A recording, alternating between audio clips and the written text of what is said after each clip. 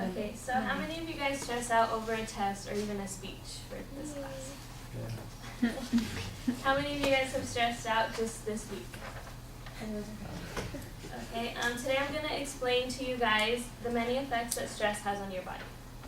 I'm currently enrolled in a health class, so I'm going to be basing my information off of the textbook pretty much. I think every one of us goes through stress daily, so especially college students. So I'm hoping that this subject can inform you guys about the effects and you can relate them to certain experiences. Today I'll be talking about the general adaptation syndrome and the common sources of stress and how they affect your body. The first thing that I would like to talk about is the general adaptation syndrome, also known as GAS. And GAS describes what many people believe is a predictable response to many stressors. And there are 3 stages to GAS, and some stressors are unpleasant and some are pleasant. An example of a pleasant stressor would be like playing a sport, and then an example of a negative stressor would be a failing grade on a test. The first stage is the alarm stage, and it includes events that are brought on from the fight or flight reactions. And the fight or flight reactions are the first reactions that your body has to a stressful situation.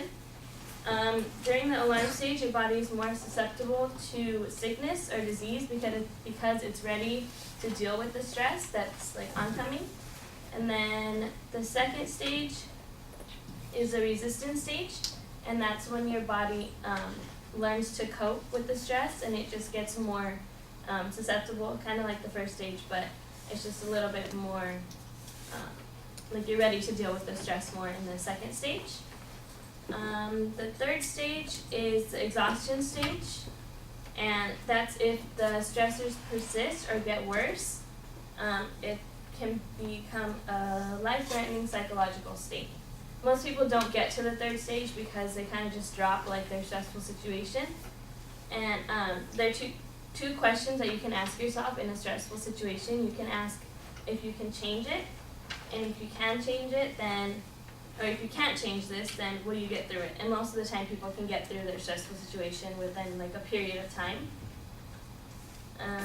Now that you have an idea what the GAS is, I'm going to be talking to you about the common sources of stress and how they can affect your body.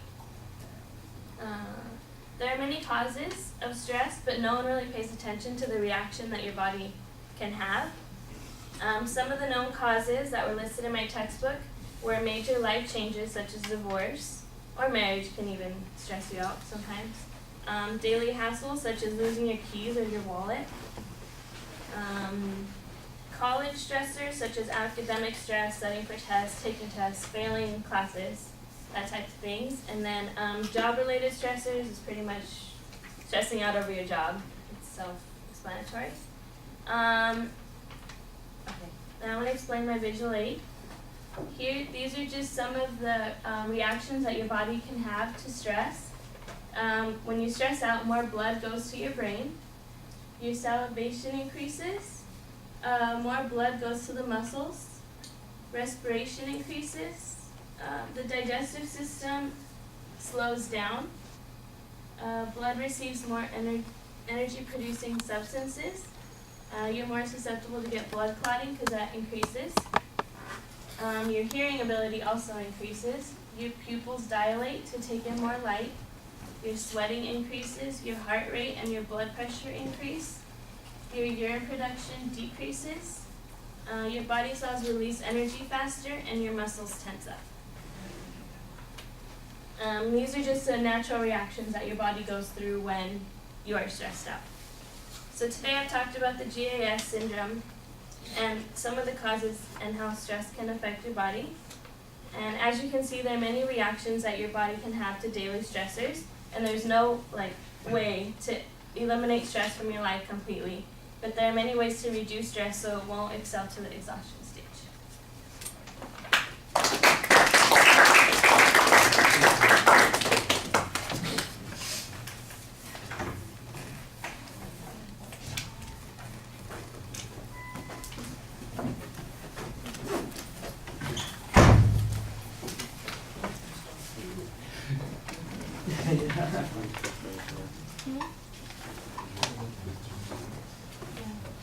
Dean, what did you think? The thesis statement was clear, and the whole speech was pretty much organized in an effective manner. Her visual aid was pretty good, it was just a little hard to see.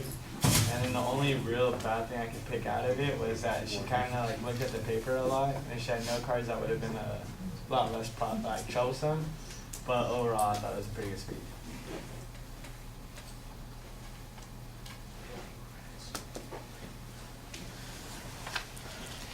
All right. Your attention devices and audience survey, boo, hiss.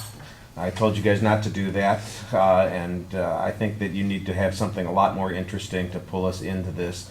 The subject is partially academic, it's potentially dry. If you put in some good examples, I think it'll be a lot more interesting, and you've got good examples that you can make reference to people's everyday lives. That would, I think, work. You know, use some of those examples. You could talk about the experience of speaking in public right now as being one of those things that is causing you to have these kinds of reactions. And I think that would be more interesting and people would relate to it more. The audience survey thing, I think, is just distracting in this context.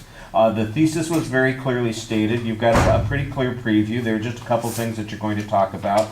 Apparently most of your material comes from some text. You never identify what the text is. I thought that was a little strange.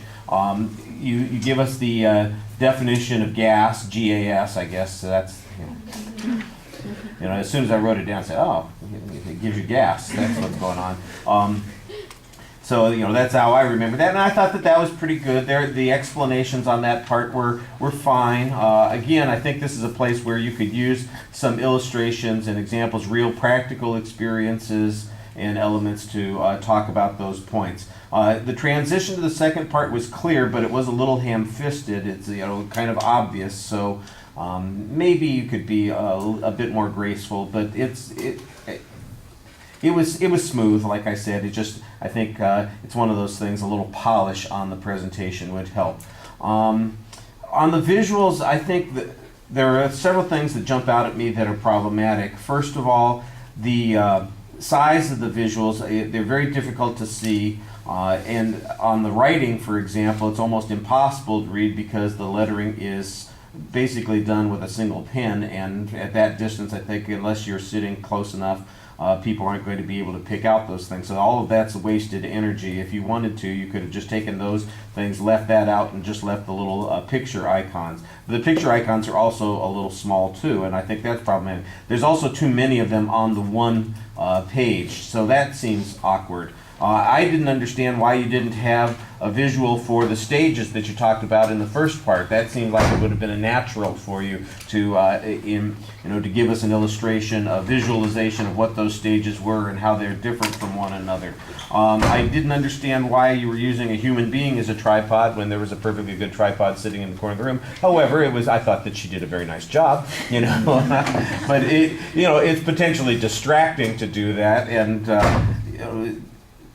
I'm sure she feels a little awkward standing there. I don't know. I would feel a little awkward having to stand there for somebody's speech and then just show the thing at the appropriate time. So I think that's one of those things where a little bit more foresight could have been helpful. Like I said, the visual also seemed a little bit too much like a checklist. The page that you're reading from is too big. It becomes a distraction. You need to put your information, if you're going to be using notes, on index cards so that they are a little bit less in the way. And fewer index cards as opposed to multiple index cards. All right, thank you.